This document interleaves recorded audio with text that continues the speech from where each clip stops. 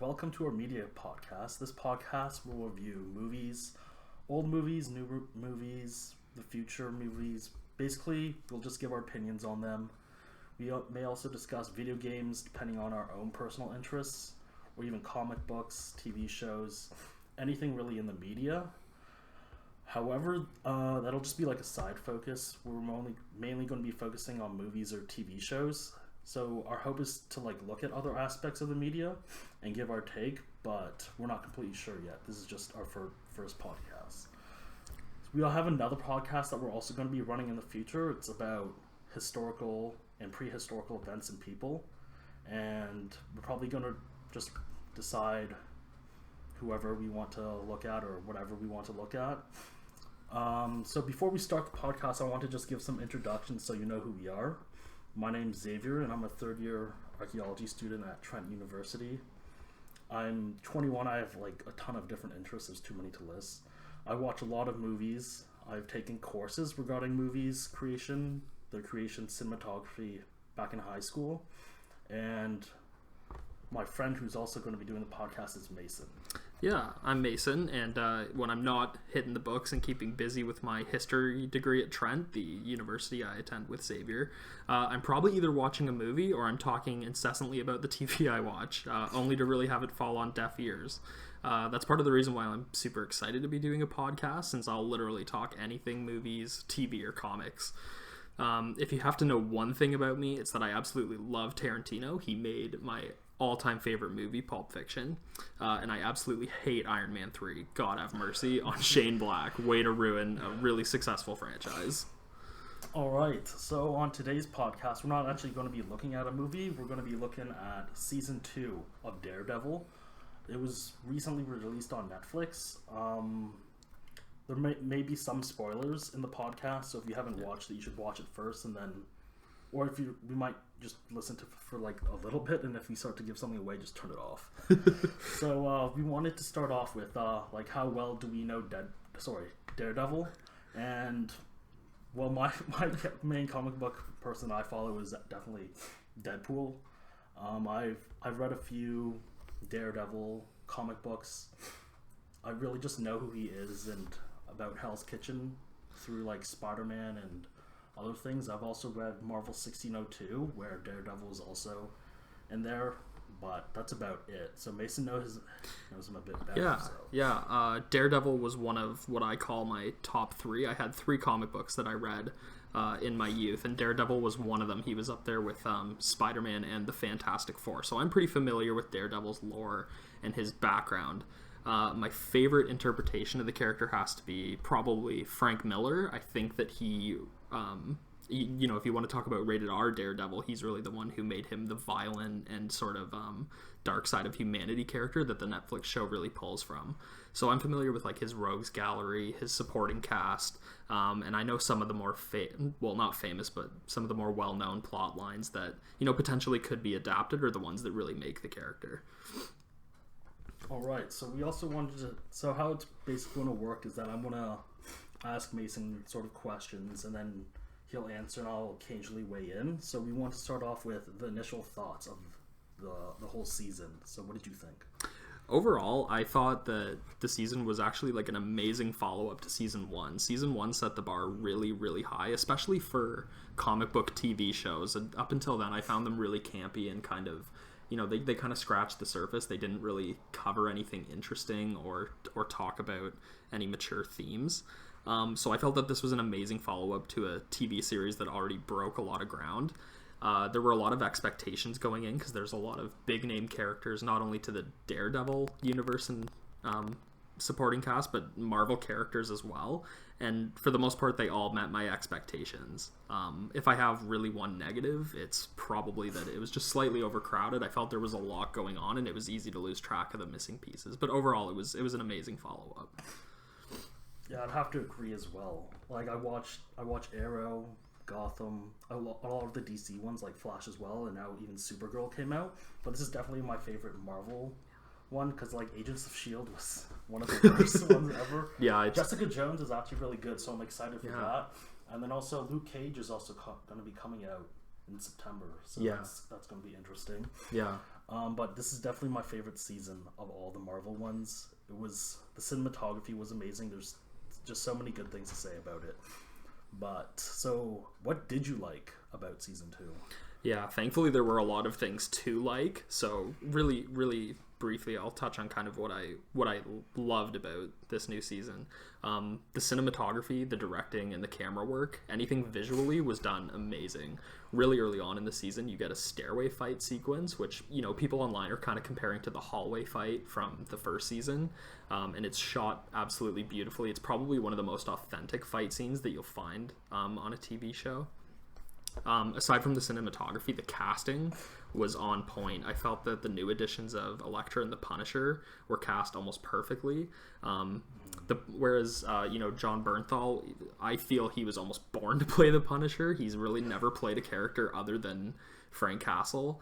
And Elektra, I don't actually know the actress that well. I don't think I've seen her in anything else, but she really made the role her own. She really convinced me that she was Elektra, and she was really interesting to watch.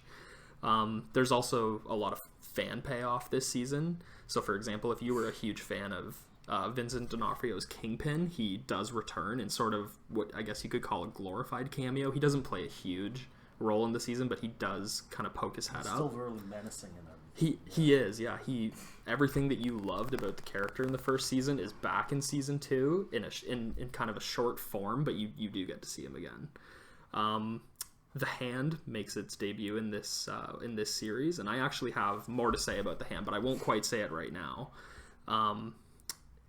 The Punisher and Elektra actually get their classic costumes, which was great to see, because part of the thing about the new Daredevil show is making it gritty and realistic, and they try and want to make you believe that these characters could exist in the real world.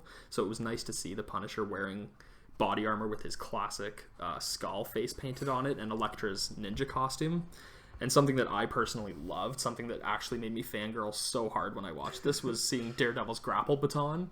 It's a small addition, but that is a huge part of Daredevil's getup and his costume, and it was just really nice to see that they introduced that. Which is kind of my final positive, is that it was way faster paced than season 1, whereas I really loved the first season. This really made for suspenseful viewing in season 2.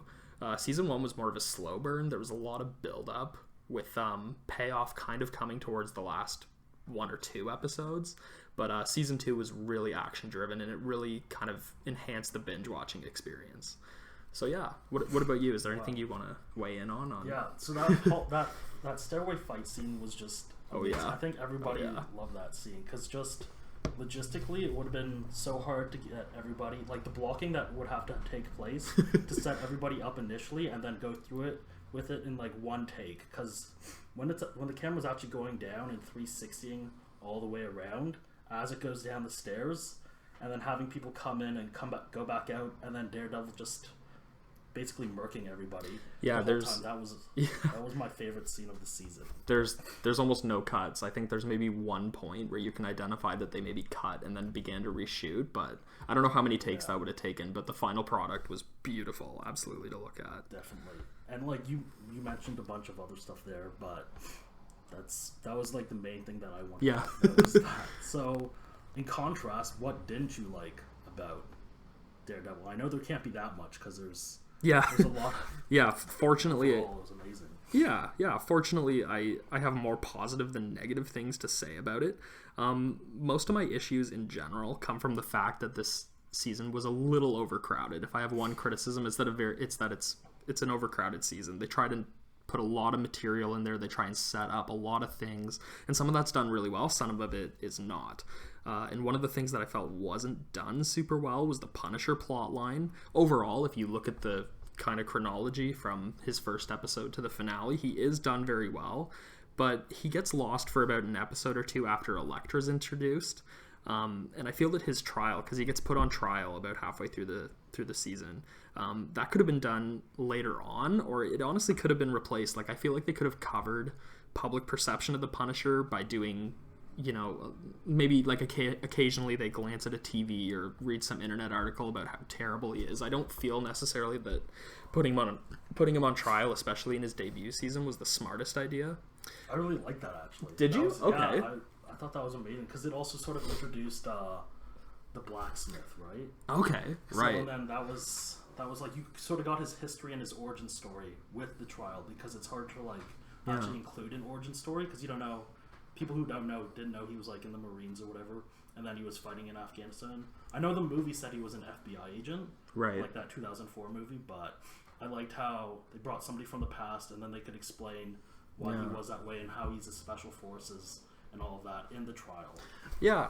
So I thought that was actually pretty good. But yeah, I could also see why you want to keep him like sort of anonymous in his debut season 2 though. Yeah, and I think that it just sort of where they chose to place it in the season and sort of the chronology of the plot, I just kind of feel like it could have come either later. The way it was introduced in the show, I found kind of derailed what was going on, because we right out the gate we get a really action-packed season, and then once he gets put away temporarily, it kind of just derailed the focus for me, at least for an episode or two. But yeah, you did bring up the blacksmith and his backstory, and that was a good way of doing it, I felt, because any other way it would have literally just been these really forced, like shoehorned, like one-off lines, which you tend to get in the movies, but this is a show where they have 13 episodes, so yeah. Another thing on the overcrowding, we get introduced to the Hand, which I really love, and I'll still go into in a bit depth in a minute. But concepts like the Hand and the Chast and Black Sky, they were introduced a little too quickly. Yeah. They're important to the plot for sure, and they're definitely not one-offs. They can return in later seasons, and they can even like go over into other characters' shows. But they didn't really develop into anything memorable, and they didn't really receive a functional explanation. They're kind of just given to you, and you're kind of just expected to take it and run with it. And I didn't really get a chance to digest what those things were. You're kind of just thrown in with the action. Elektra's death also was a little anticlimactic. This was another negative for me, especially given the fact that she was done really well in the TV show. Honestly, like, I'll just come out right out and say it. I knew she wasn't going to be killed, even when it showed her getting impaled. I knew they weren't going to commit to that, so I just felt like they could have, again, like, it's easy to say that when you don't write the show, but there was another way I felt they could have done that. But yeah, those were my only negatives. Like, overall, I just felt it was a little overcrowded. There were a couple plot lines I felt they either could have dropped or they could have adapted differently. But yeah, do you have any... What did you think about like the little cameos that they had with the crossover with like Jessica Jones? Yes. Like the lawyer. I forget her name, like Hogarth or something? Yes. Okay, yes. So I really enjoyed that. I really liked the fact that they chose people from Jessica Jones' supporting cast and the Netflix supporting cast to show. Because, I mean, with the budget that they have, they really could have brought in like an A-lister. Like, they could have, if they wanted to, I feel like, got like a Robert Downey Jr. or a Chris Hemsworth to come in and do a cameo. But I liked that they didn't, and I liked that it was both self-contained, but it showed that Jessica Jones does exist in Hell's Kitchen, and she literally is just around the door from Daredevil all the time. I thought they were done really well, and it was funny because they were sitting down in that scene, Foggy and Jerry Hogarth, and I was like, yeah, they're literally both lawyers. Why wouldn't they know of each other? So that was another thing that just clicked. So I really liked them. I did. All right. So, if you had to give this like season an overall rating, what would you give it? It'd be really high. If I gave it a letter grade, I would give it an A. Mm-hmm. If I were to give it a percent, it would be about an 85. And out of 5, I'd give it 4 1/4. Overall, it was spectacular. Like, the rewatchability will be great. There were just some things that were stuffed and a little rushed, but overall, that did not take away from how much I enjoyed it. All right. And do you have any theories for season 3? Do you have any ideas of what you think is going to happen, or anything of the sort? I have 2. One of them relates directly to a potential season 3 that they can do, and the other one is just totally something that I thought of and ran with. It's almost founded in nothing, but anyways. So the Hand, I've been saying that I'm going to return to them, and the reason that I really liked the introduction of the Hand is because they play a really important role in one of Daredevil's important crossover stories in the comics called Shadowland. And essentially what happens in Shadowland, just a brief summary, is Bullseye, who we also haven't been introduced to, sets off a nuclear bomb in Hell's Kitchen that results in, like, obviously millions of casualties. This is really the breaking point for Daredevil, wherein he breaks his no-kill rule, and he actually murders Bullseye in cold blood. And after he's had some time to reflect on the situation, he kind of takes like a sabbatical or a vacation to Japan, where he meets the Hand and kind of gets indoctrinated into their cult and their philosophy.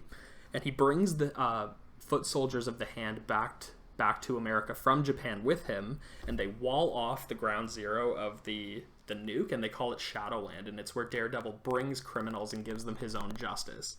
And Shadowland's really, really important because it shows Daredevil at his breaking point, and it brings him even darker down into sort of like the dark side of humanity that they kind of teeter on the brink with in the show. And I think that works for a number of reasons. Number one, we've been introduced to the Hand. And the Punisher has this great line in the series where he tells Daredevil that he's one bad day away from being him, meaning one bad day away from being someone like the Punisher. And I think that going the Shadowland route would really fulfill that prophecy that Frank Castle gives to Daredevil. And they're definitely laying the groundwork for something similar. They're probably not going to go the exact route, but if they wanted to, Shadowland again would be a great way to just plunge Daredevil into this new setting and sort of place of character where he's never been before. So that's my big theory of where I think they're going post season 2. But another thought I had is that, you know, what if the Punisher crossed over into like the Spider-Man movie, because we know we're getting a Spider-Man reboot. Again, yeah. Unfortunately, the third like interpretation of the character or something. But it's not totally unfeasible that they'd meet up, considering the fact that the Punisher actually is most successful in the comics when he crosses over with other characters. And he does it all the time. He shows up in Spider-Man's comics, and he shows up in Daredevil. He also shows up in the street level heroes like Moon Knight and Luke Cage, who we are getting later. And I don't know, there really wasn't any evidence to support this theory, but it's just kind of that last shot we get of the Punisher where he's on the roof with his gun, and there's the background of New York and the other boroughs. It kind of reminded me that there are other heroes in New York, and that he could potentially cross over with them. And yeah, that literally comes from nowhere. Just something cool that I thought. So I was thinking about the Sinister Six. Okay. Because okay. there's Fisk, right? Mm-hmm. So Fisk is like the head honcho of all of that. But they had Sinister Six. They started to introduce Sinister Six in Amazing Spider-Man 2, but they never got the chance. Yes. So do you think it's possible? I definitely do, and that's actually it could be like a sort of a. So in Hell's Kitchen, there's Luke Cage. Mm-hmm. It could be Luke Cage, Jessica Jones, maybe Iron Fist comes in, maybe he gets his own show or something. Okay. And it could be like the three of them with Elektra and Punisher, I guess, mm-hmm. against the Sinister Six. Okay. So that would be an epic sort of. Like, it would. Might be a movie. That could be a movie. It could, yeah. And I actually really like that because even if they didn't choose to put the Sinister Six against like the Defenders, that miniseries that they're going for, they could totally just do it in a Spider-Man movie and it would work, because I think by now we've had Spider-Man saturation and I think everyone knows who Spider-Man is. We don't need another origin story. So we could literally just plunge him into a movie with 6 other villains, like 3 of which we've seen live action, so we don't need backstory on. Yeah, I actually really like that. But I do also wish, kind of like you, if that were to happen, that it would be with the street level heroes we have on Netflix. Mm-hmm. But yeah, I actually didn't even think about that. What lineup would you want it to be if it was? I probably want Dr. Octopus. Of course, classic. I've always had the Sinister Six with Scorpion, but I know people because replace him with Vulture. Was that right? Was that because of the animated cartoon? Yeah, that was a great lineup. Yeah. I like Scorpion, and then there's Shocker. So definitely Shocker, Rhino, because we saw Rhino. Yeah, we did. Like just briefly. Mm-hmm. And who else is there? There's also Mysterio, Mysterio. Yep, that would be a crazy one. I want to see a Mysterio like depicted. I do too. Mysterio is my favorite Spider-Man villain because he's like really campy, but he can also be really like kind of like he can literally be sinister. He can be like a scary dude, I think. Mm-hmm. Yeah, I would also probably add Kraven to the mix. Kraven's a really unique Spider-Man villain. Yeah. He is, yeah. And I don't think we've seen villains like him, I think, on the big screen, but we haven't seen Spider-Man go up against someone like that. Yeah, we've seen Green Goblin over and over. We have, yeah. I would leave Green Goblin out of a Spider-Man solo movie. I really would. Yeah. So who do you think is going to be the new Spider-Man villain then in the 2017 movie? I think it would be smart for them to go with someone they haven't depicted yet, like live action. And I've heard rumors that it's either going to be Craven the Hunter or the Chameleon. And I think either one would work, but I think if I had to see one of the two depicted, I would want to see the Chameleon. I feel like visually he could pull off a lot of cool stuff, and he is also a physical villain. He also doesn't kill Spider-Man. Yeah, Craven, so exactly. It would just be the end. It would, yeah. All right, so we wanted to just end off with some fun facts that Mason had about Daredevil, so you can just rattle them off. Yeah, and actually I'll give kudos to the show for being so subtle with this that they were things that not even I noticed. For example, Melvin Potter, the guy that we return to as Daredevil's kind of outfitter, the guy that makes his tech, he's actually a guy in the comics. He's established in the source material. He's a sea-level villain known as the Gladiator. He in the comics, he is actually ridiculous as he sounds. As ridiculous as he sounds, he literally just wears gladiator gear and tries to commit crime. And we get a shout out to this in the show. I didn't notice this until I found this online, but there's a poster over his workshop when he's making the grapple baton, and it's like an old 50s Hollywood poster about gladiators fighting, and it's just behind him, and that's kind of their shout out to the fact that, you know, if they wanted to, they could make him the gladiator. Wow, that's cool. Yeah, God hoping they don't. He's a ridiculous character, and hopefully they leave him the way he is, but yeah, so we talked about Jerry Hogarth from Jessica Jones and how she actually makes an appearance in the show. And I found out that she actually is in the comic books as well, but she's Jaren Hogarth. She's an old white man in the comic books, but they gender swapped her for the show and made her kind of like this young, hip, modern day lawyer. And I don't know, I think that just kind of refutes a lot of... She's also a lesbian, so... She is, yeah. So she's a young lesbian woman who's the leader of her own firm, and like, honestly, who says that Marvel isn't progressive with stuff like that? Also, Black Widow and Daredevil actually hook up and they become an item at one point in the comic book. I don't think a lot of people know that.